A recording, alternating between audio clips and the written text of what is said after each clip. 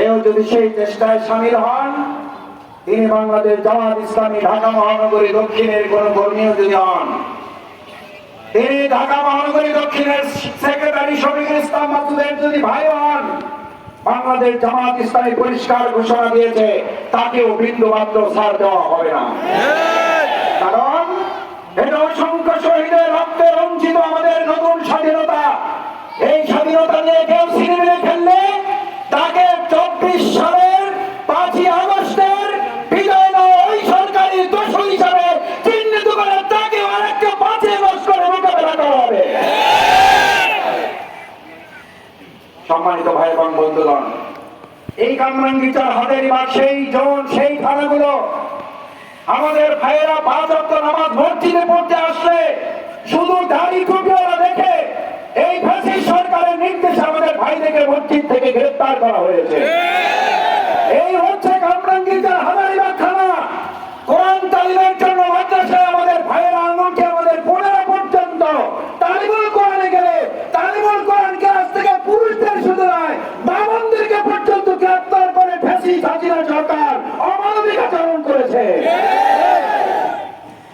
আমি আজকে এই কামরাঙ্গীরচর হাজারীবাগবাসীর কাছে জানতে চাই, কামরাঙ্গীরচর হাজারীবাগবাসী বাংলাদেশ জামাত ইসলামী ইসলামী ছাত্র শিবির যে জুলুম নির্যাতনের শিকার হয়েছে, আপনারা তার চাক্ষুষ প্রমাণ ছিলেন।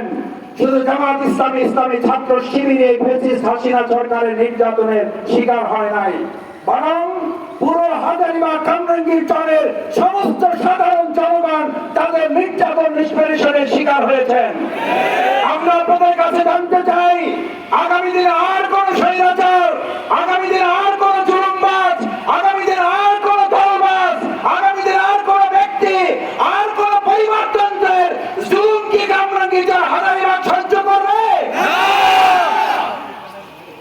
আসুন ভাই এবং বন্ধুগণ, আমরা জুলুমের অবসান ঘটিয়ে এই মুসলিমদের কাছ থেকে যে হাত জাগিয়ে আপনারা অঙ্গীকার ব্যক্ত করেছেন, আমরা শহীদ পরিবারকে আশ্বস্ত করতে চাই, আহত পঙ্গুত্ব পরিবারের সদস্যবৃন্দকে আশ্বস্ত করতে চাই, আপনাদের রক্ত জীবনের বিনিময়ে অর্জিত এই স্বাধীনতাকে আমরাও প্রয়োজনে জীবন বাজি রেখে তার সংরক্ষণ করার জন্য আজকে আমরা সবাই প্রতিজ্ঞাবদ্ধ হতে চাই, সবাই প্রতিজ্ঞাবদ্ধ হতে চাই।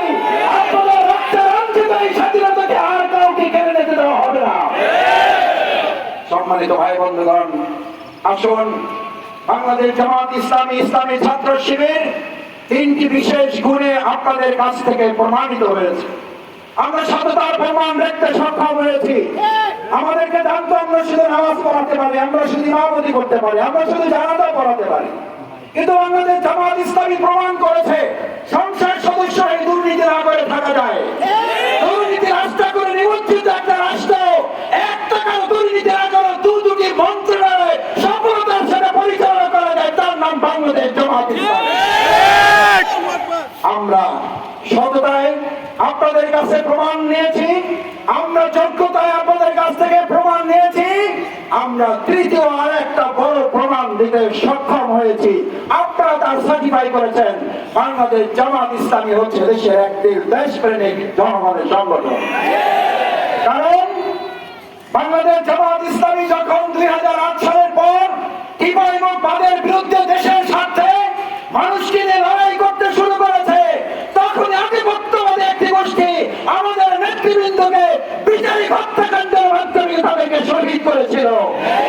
আমরা সেদিন হাসতে হাসতে নেতৃবৃন্দ ফাঁসির মুখে গিয়েছে, দেশপ্রেমের কাছে তারা আত্মসমর্পণ করে নাই, দেশপ্রেমের কাছে তারা মাথা উঁচু করে রেখেছে। আগামী দিনেও সৎ যোগ্যতা এবং দেশপ্রেমের চেতনায় উজ্জীবিত বাংলাদেশ জামাত ইসলামী ইসলামী ছাত্র শিবির জনগণের একটা সরকার প্রতিষ্ঠিত করে এই নতুন স্বাধীনতাকে আমরা অর্থবহ করবো ইনশাআল্লাহ। আসসালামু আলাইকুম ওয়া রাহমাতুল্লাহি ওয়া বারাকাতুহু।